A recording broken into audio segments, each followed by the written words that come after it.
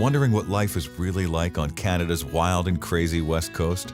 This podcast is all about the people, the places, and Vancouver Island time. Together, we'll explore this island paradise, a combination of ocean, city, and country living. We'll meet the fabulous locals such as the Fudge Fairy and the Chicken Lady, who have chosen Victoria and Vancouver Island as their home. And we'll learn what makes this place unique and special to those who live here. And now, your host of Vancouver Island Time, Jane Johnston. Hi everybody, it's Jane Johns with the Briar Hill Group at Remax Camosun. I'm here with Michael Losier. He's going to be speaking about the area of downtown Victoria and specifically the Humboldt Valley, which is right near the Empress for anybody who's been to Victoria.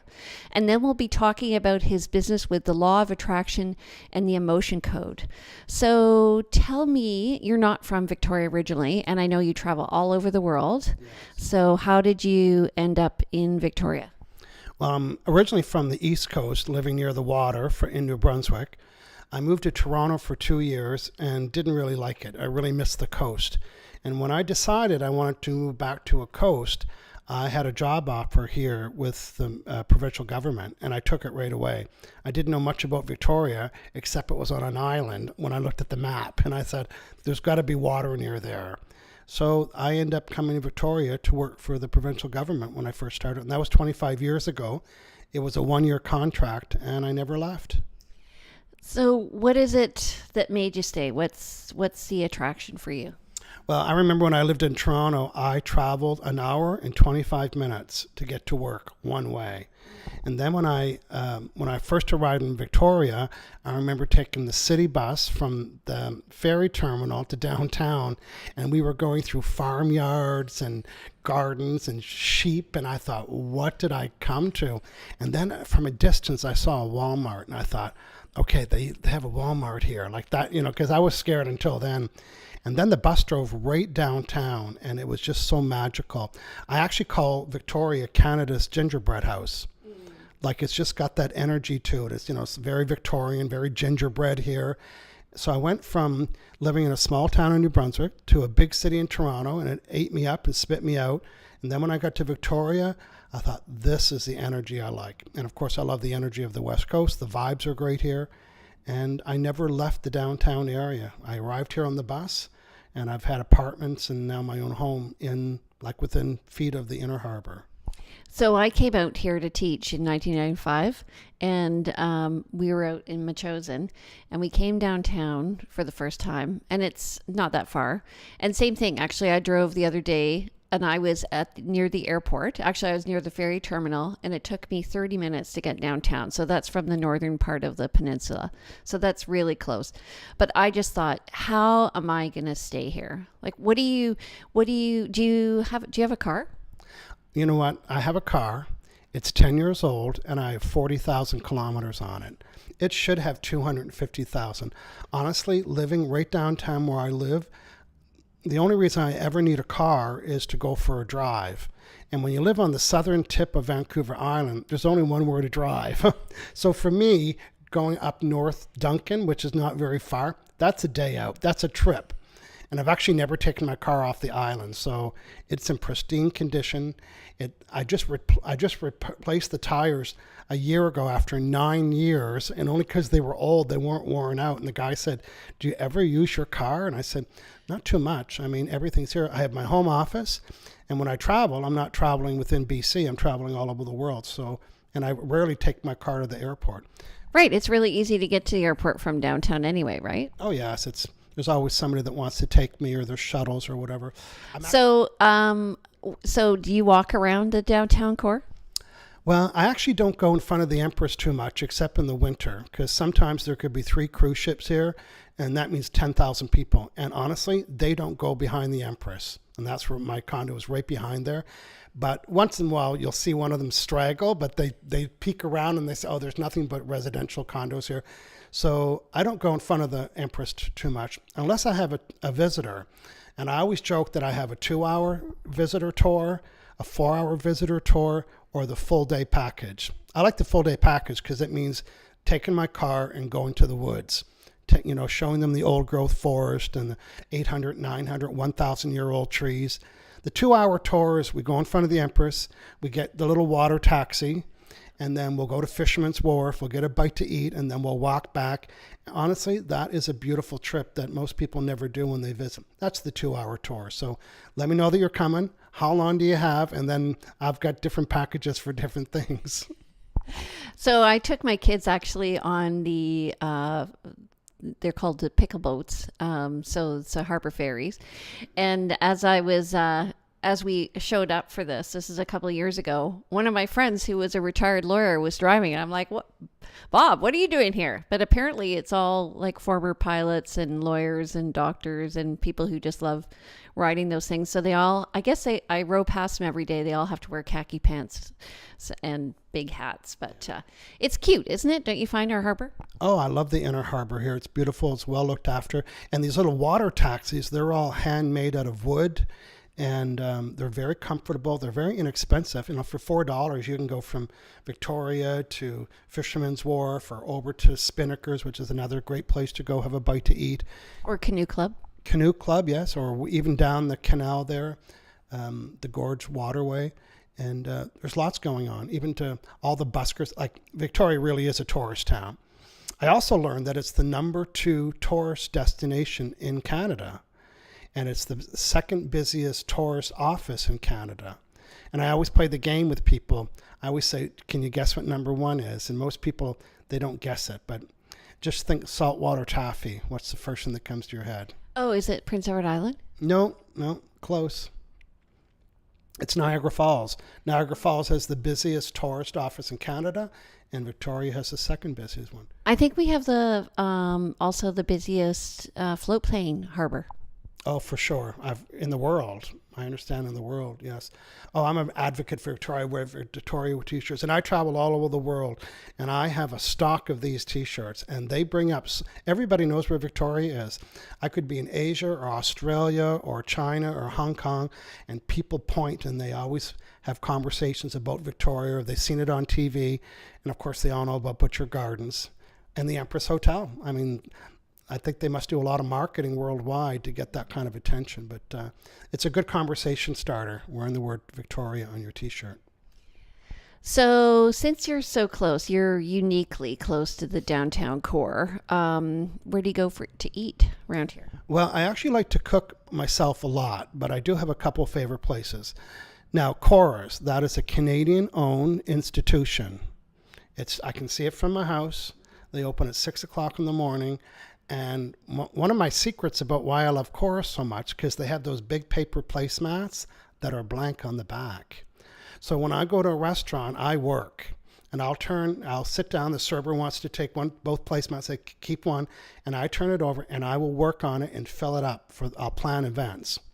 So Cora's Breakfast Restaurant, it closes at 3 o'clock. It's a Canadian institution. If you haven't been to Cora's, you got to go to Cora's in Victoria. It's beautiful. I've been there. And next to Cora's is another Victoria-owned and operated place, and it's called the Noodle House. So that's a great place to go get some healthy noodles, and it's all cooked prepared. And then across the street is another locally owned business. It's called Bart's Pub. And I actually wrote my 3rd book at that pub. Because I tried to write here and I get distracted with TV and the internet and the telephone. So I'd go to Bart's Pub and take a yellow pad of paper. I've been using yellow pad of paper for 21 years. I buy it by the case. That's how loyal I am to my yellow paper. And I wrote my 3rd book there. I would go there, and on the top of the pad of paper, I'd write the time. And my goal would be 30 minutes. You can just do 30 minutes because, people resist writing. Well, me too. It's like, oh, I don't feel like writing. Just go and write 30 minutes. And before you know it, like I'm there for an hour and a half. And then I would come home and I would type everything that I wrote. And, I can't sit in front of a computer and write a book because I need to flush it out and draw arrows and cross it off and see page 3. And then I come home and digest it all. So I wrote my 3rd book at a local pub here. There's a great bookstore on Yonge Street, just north of Bloor on the east side, which I think you would enjoy because it was a former library. It's now a Starbucks. And I can see you writing in there. It was inspiring for me to be in there. Okay, top 3 destinations for people coming to Victoria. Definitely the Inner Harbor tour on the water taxis and go to Fisherman's Wharf. There's lots of different foods there. There's things for vegetarian. There's tacos. There's fish. There's ice cream, and walk around. It's very beautiful there. There's coffee shops there. And it's the place of float homes. So a lot of people don't know what a float home is. Same with a float plane, right? They say float home. What does that mean? And they're imagining it rocking like a boat. It's like, no, these are beautiful. And in my world, they're very Acadian. I'm from New Brunswick, and Acadian homes are very colorful. They use a lot of bright reds and yellows and pinks and oranges. So this place is very photogenic. It's a photographer's dream, and it's very friendly. And the little water taxis come in there, and you can see seals. So that's a great experience. Experience number 2 is anything to do with an old growth forest. Now, if you go to the phone book when you get to Victoria, if you can find a phone book, there is a map of all the hiking trails in Victoria, or you can look online. So there's Goldstream Park.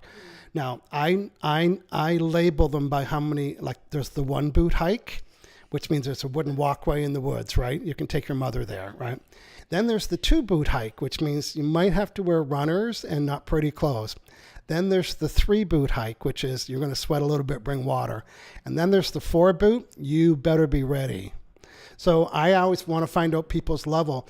And again, when I first come here, I was fascinated by these 1,000-year-old trees where you can't even see the treetops. And so I know all the places on Vancouver Island, particularly down in Souk.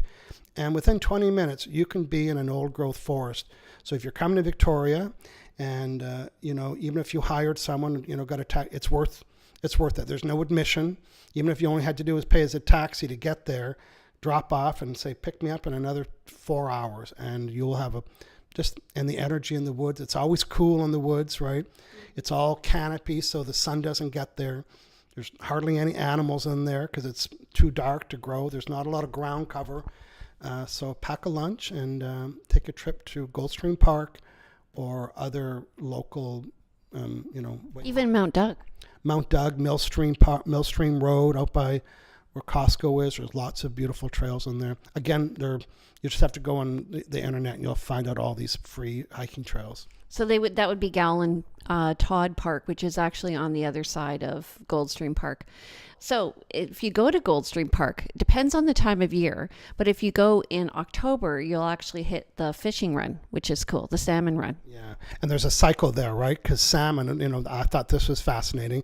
So salmon come back, I think it's 3 years later, they come back to the place they were born. So when they talk about salmon swimming upstream, they're swimming to where they were born. And they get there and they die. They lay eggs, right? So they're reproducing and then they die. So it's a little bit stinky, but it's fascinating. You can see hundreds of salmon all on top of each other coming upstream. Now, phase 2 is lots of dead salmon, which brings in the eagles. So you can witness all the beautiful salmon coming to die and how fascinating that is. And then there's eagles that come, and eagles are beautiful. They're massive, big birds.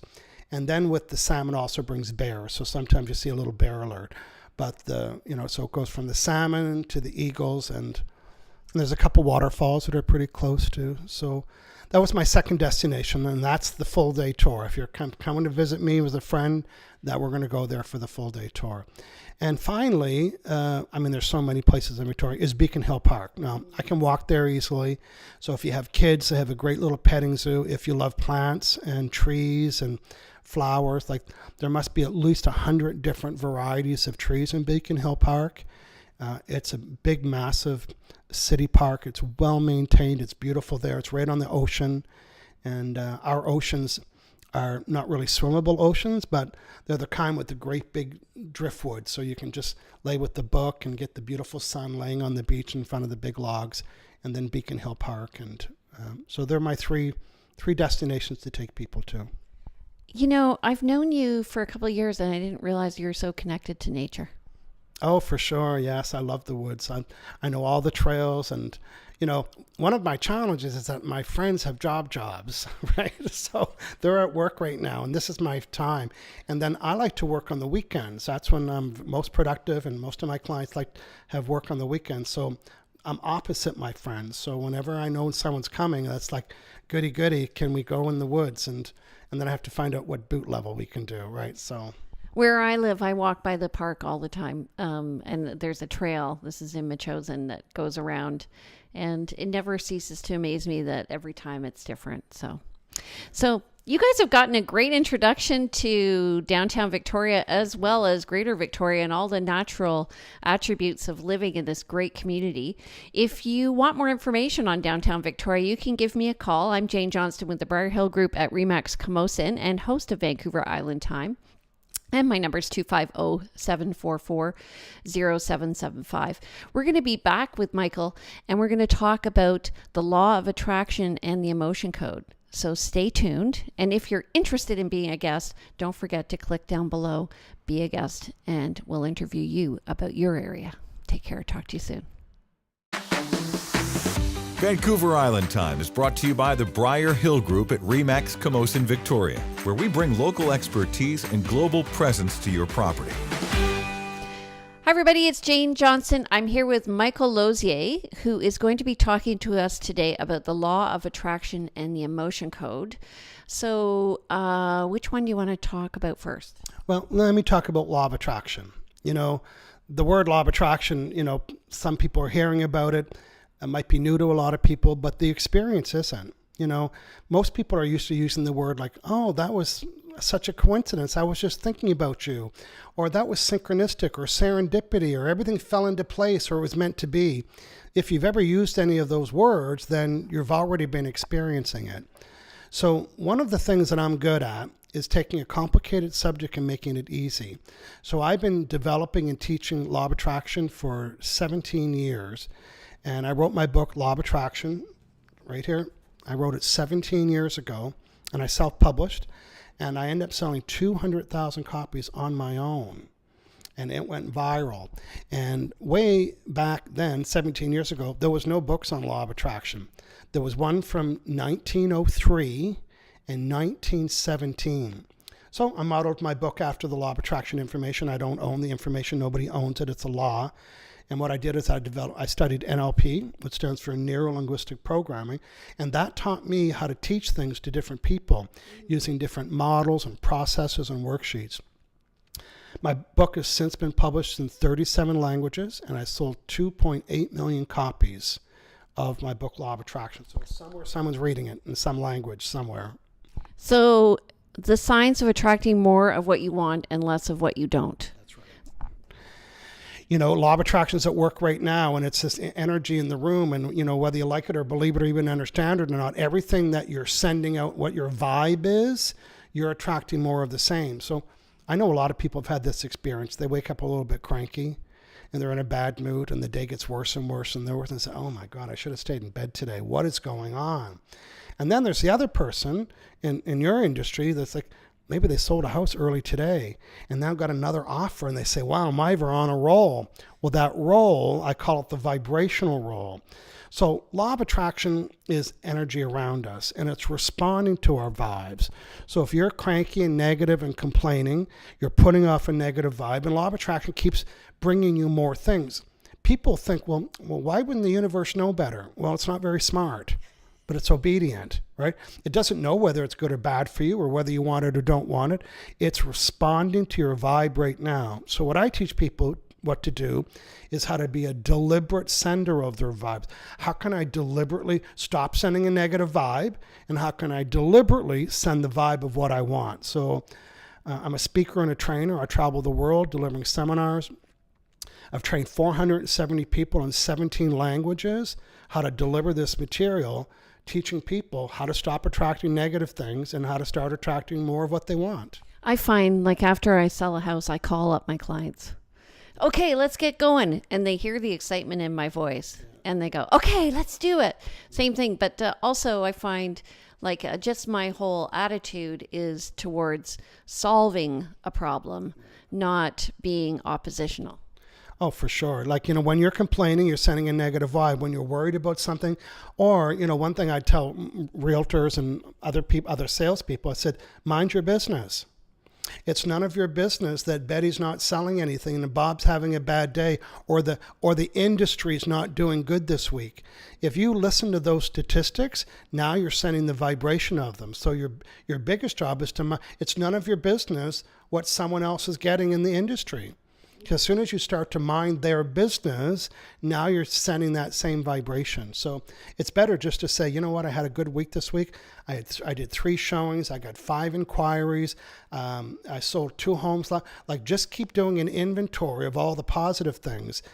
See, the key here is that law of attraction is only picking up one vibe at a time. So either you're sending a negative one by complaining and worrying, or you're sending a positive one. And the key here is like a hack. Law of attraction doesn't know if you're remembering or pretending or playing or making a collage or daydreaming. It's responding to that vibe. So be more deliberate about what you're giving attention to. Okay. So how do people snap out of being in a bad mood then? Well, see, bad moods are always caused by the use of the word don't, not, and no. And whenever we talk about no, if I'm complaining about what I don't want. If I'm worrying about what I don't want. If I'm negative, because it's something that I don't want. So whenever you feel yourself having these negative moods, law of attraction is responding to it. It's not very forgiving. It's not prejudice, and it doesn't have favoritism. It is unfolding and orchestrating to match your bad mood. So to snap out of it, or to reset the vibe, whenever you catch yourself saying, oh, I don't want to have that. I don't want a client that cancels. I don't want a client that doesn't show up. I don't want a client that can't get in your business, that can't get a mortgage accepted. I don't want a client that complains. When you give that attention, you'll get more of it. So when you catch yourself using the word don't, not, and no, press your reset button and say, so what do I want? I know it sounds simple, but when you talk about what you do want, so if you say, well, I don't want a client that can't pay for my services. So what do you want? Well, I want a client that can pay for my services. So now you change the thought. And when you change the thought, you change the vibration. And you can only have one vibration at a time. So now law of attraction doesn't remember that you were complaining 5 minutes ago, because it doesn't have a memory. It's only responding to the point of power, which is right now. So if you catch yourself being negative, always say, so what do I want instead? And when you change the words, you change the vibes. When you change the vibes, you change the results. So there was a study from a long time ago, I think 1980s, in my psychology class, and they talk about luck and lucky people. And so when they were doing the study, it was a psychology study, is they had a newspaper there, and in the newspaper was this article, and it said, it was an advertisement, it was put there on purpose. That was the real test, that if you're in the study and you're reading the article, that you get $50. So just take this coupon and to the person doing the study, you'll get this money. And the people who believed in luck who were positive thinkers always found the coupon, but the people who didn't believe in luck didn't get it. So I just find that really interesting. So you're looking for it, really. That's right. Same with door prize winners. In my seminar, I said, who here is a door prize winner? And you know why they're a door prize winner? Because they keep reclaiming it. And they say, oh, I always win door prizes. You see, the speed at which you'll get what you want is in direct proportion to how much doubt you have in receiving it. Or I know there's some of you out there that have parking spaces. Oh, I always get a parking space. Oh, parking spaces come to me easily. That's because you're celebrating your attractability, which means you are able to attract. And other people say, oh, I hate going downtown. I have friends that say, I hate visiting you. I can never find a parking spot. I said, yeah, I know. You already decided that before you left your house. You're the wrong person to say that to. Yeah, I am. Or I have other friends said, oh, I always get a parking space out front. And I always said, I know. You decided that when you left your house. See how powerful that is? Your thoughts are the ones that clear the way for you to get something. And the speed at which you'll get anything is determined in how much doubt you have in receiving it. It's so true. Okay, so tell me about the second book we have here. I have 2 other books. One is an NLP book here, and it talks about the 4 ways that people like to receive information. Some people like to hear it. Some people like to see it. Some people like to talk about it. Some people like to feel it. It's called Your Life's Purpose.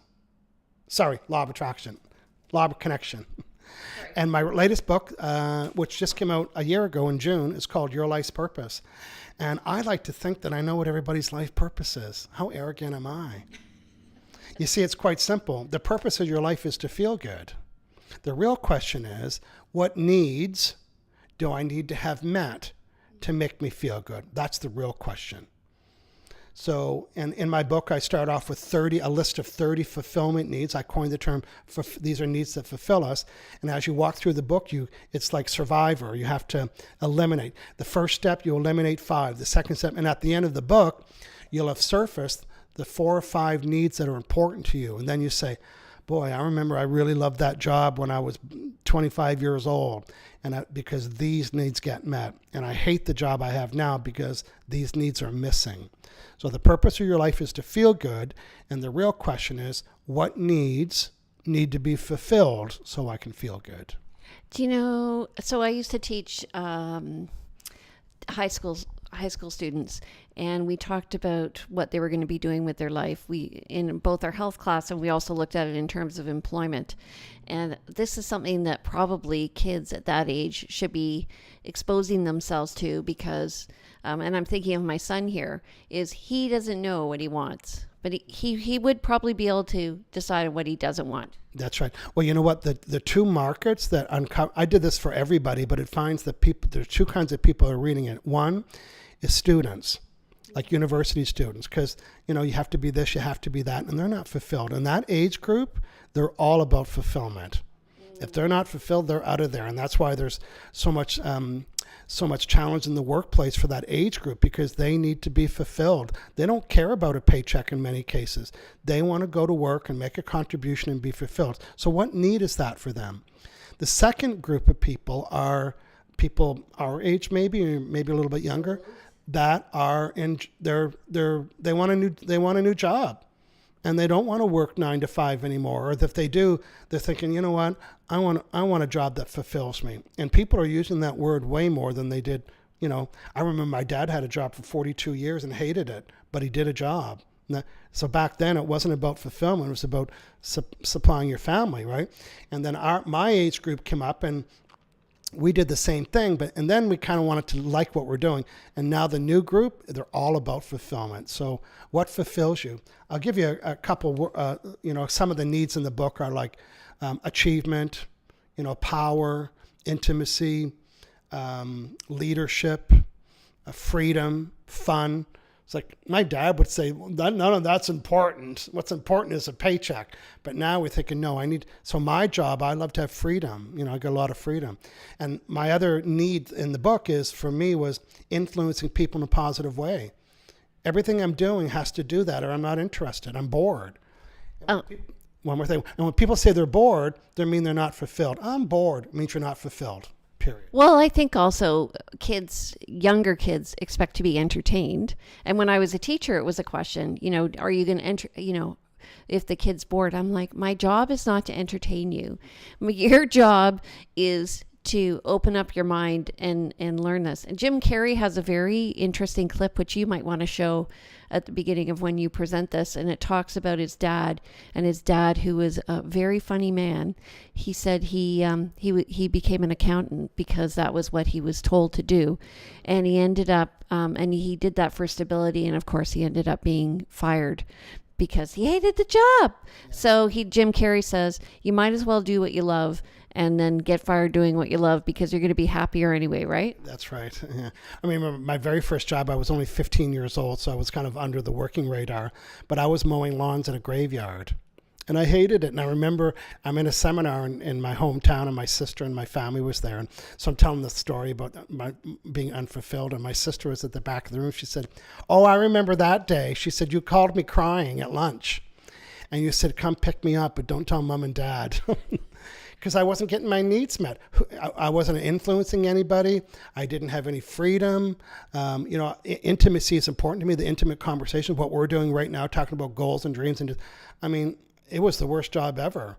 And back then, I thought it had to do with the graveyard. It had nothing to do with the graveyard. It had to do with not being fulfilled. Well, today, I had the same discussion with my 16-year-old son, who's been having some issues. And I said to him yesterday, because he was talking about being at home alone and how he didn't like it, and I've offered him these opportunities to go out and be with other kids, and I said, what you need to say is, because I think he's feeling a lack of freedom, but he needs people.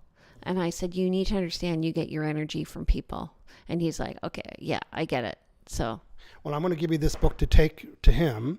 And then he'll start off with the list and he'll find out what's important to him. And then once you know what's important to yourself, what the needs are. So here's mine. Attentiveness or attention. I'm getting that right now. I get it when I do book signings. I get it when I do my Facebook Live. I get it. And attention, not as show off attention, but the attentiveness, satisfying people, fulfilling, influencing them in a positive way, freedom and intimacy. When I get those four things, so when I uncovered out of all 30 needs, then I thought, okay, now I'm going to create strategies to get them met. So I have 2 Facebook Live shows a week. I'm doing 2 live seminars a month. I'm a professional speaker. I travel the world. And every time when I know it's coming up, I'm getting my needs met. And during it, I'm getting my needs met. So I'm pretty selfish. And selfish means self-care. I care about myself enough to be selfish enough to make sure that I'm only choosing the jobs and the activity that fulfill me. So when your son can get to the list and say, if I can get these 4 things met, no, I don't tell people what the job is. That's none of my business. My business is to say, find a way to get these 4 needs met. And then when you do, then, the old expression, love what you do and the money will follow. Nobody understood what that meant. It's like, what does that mean? What it really means is if you can get fulfilled, and the question is, what fulfills me? When you can get fulfilled, then things come to you because you're sending a positive vibe. You're attracting the right people, the opportunities, more money because your vibes are good. Okay, so how do people get in touch with you? I have seen Michael speak. He's very good. He was one of our best speakers at our networking group. So how do people get in touch with you and invite you to come to them? Okay, that's pretty easy. They can go to hangoutwithmichael.com. Hangoutwithmichael.com. I have a guarantee when I do a speaking engagement. I have 3 things. I will get 100% of the audience participating within 18 seconds. Yes, I said 18 seconds. Secondly, I will keep everybody engaged fully, whether it's an hour or a full day seminar. I will keep them engaged fully. And number 3, they'll remember 100% of everything I told them and leave with at least 50 tools that they can practice to be whatever I'm going to be teaching them.